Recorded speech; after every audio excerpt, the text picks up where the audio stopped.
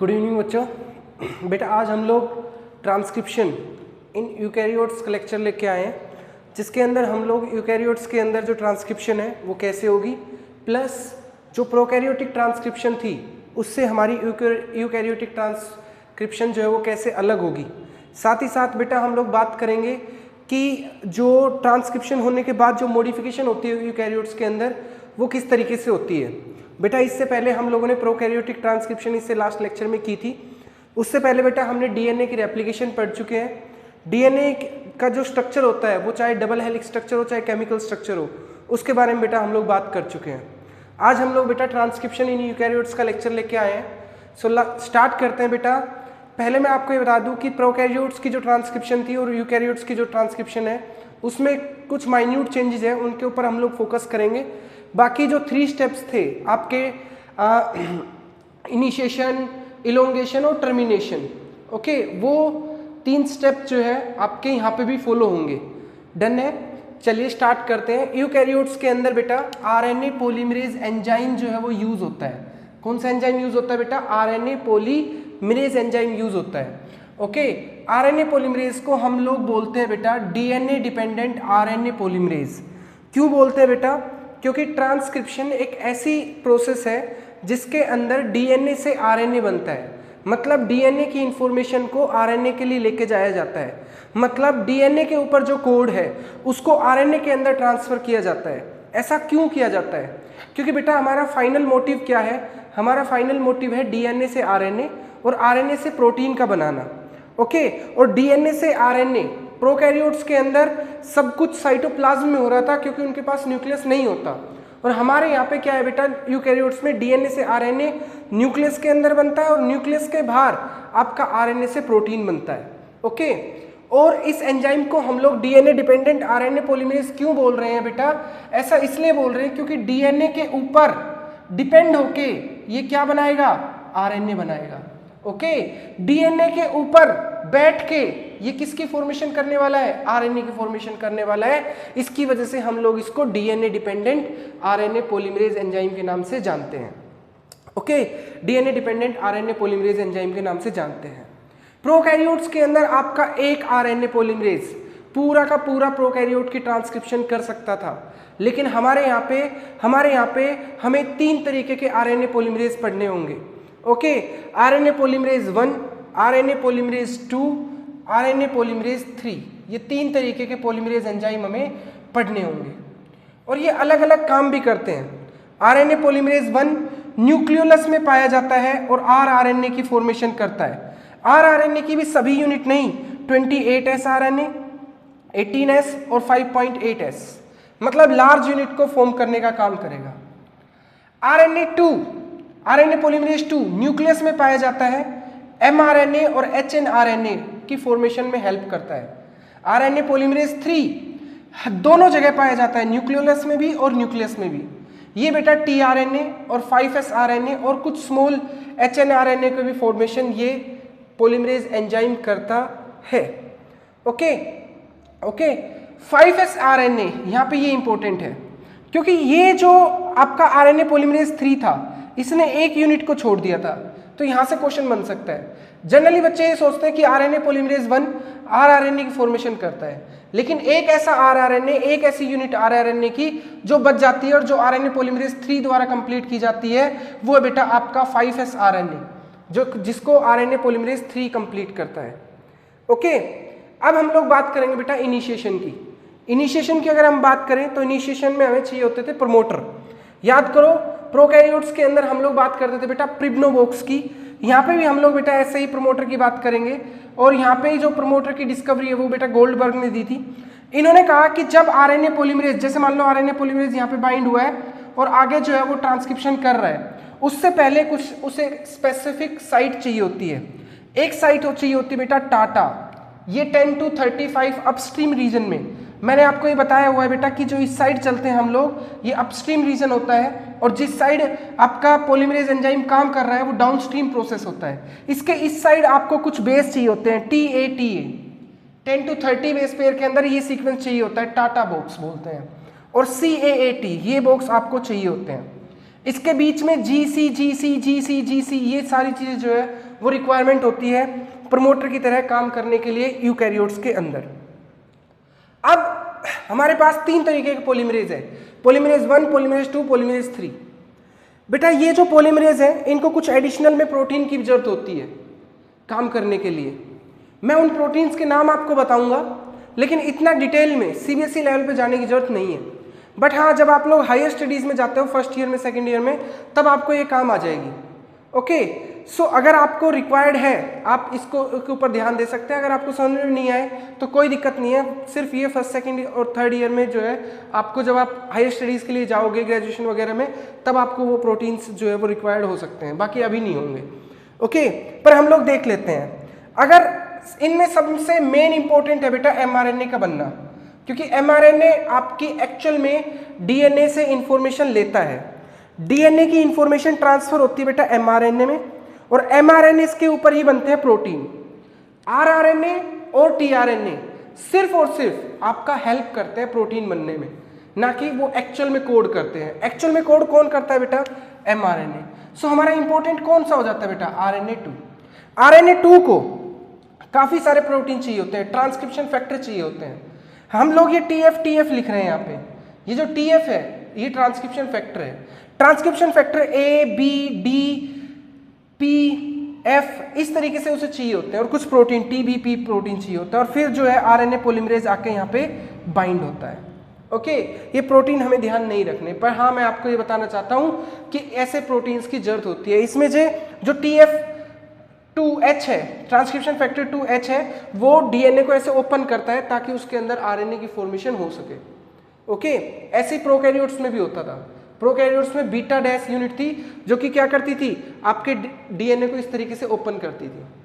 Okay, वहीं RNA polymerase को 2 जगह चाहिए होती बेटा, एक कोर प्रमोटर जिसपे उसका SL1 सीक्वेंस आके बाइंड करता है और TB1 प्रोटीन आके बाइंड करता है, तब RNA पॉलीमरेज इसके ऊपर बाइंड करता है। लेकिन ये कब बाइंड करेगा?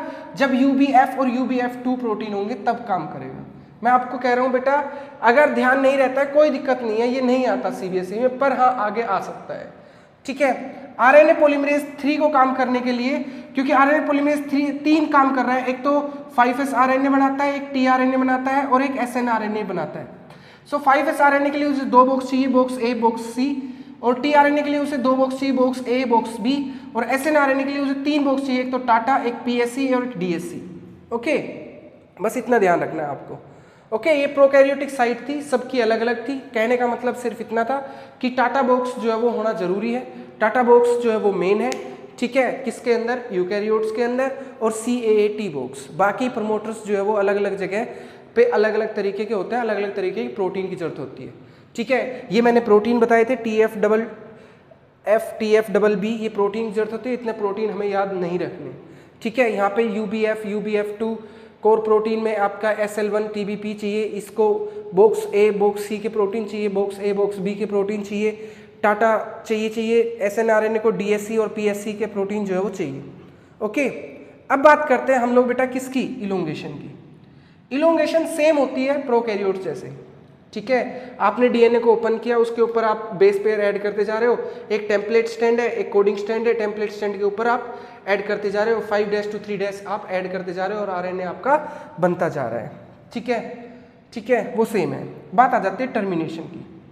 टर्मिनेशन यहाँ पे अलग है, वहाँ पे रो प्रोटीन यूज होता था, यहाँ पे REB1 प्रोटीन यूज होता है। साथ ही यहाँ पे अगर मान लो कोई भी नाइट्रोजन बेस अगर बार बार रिपीट होता है, चाहे वो TT बार बार रिपीट हो जाए, चाहे वो GG बार बार रिपीट हो जाए, चाहे AA बार बार रिपीट हो जाए, और चाहे बेटा यहाँ पे UU बार बार आ रहा है, तो बेटा जो RNA पॉलीमरेज है उसकी जो फंक्शनिंग है वो खराब हो जाती है, उसकी फंक्शनिंग स्लो हो जाती है।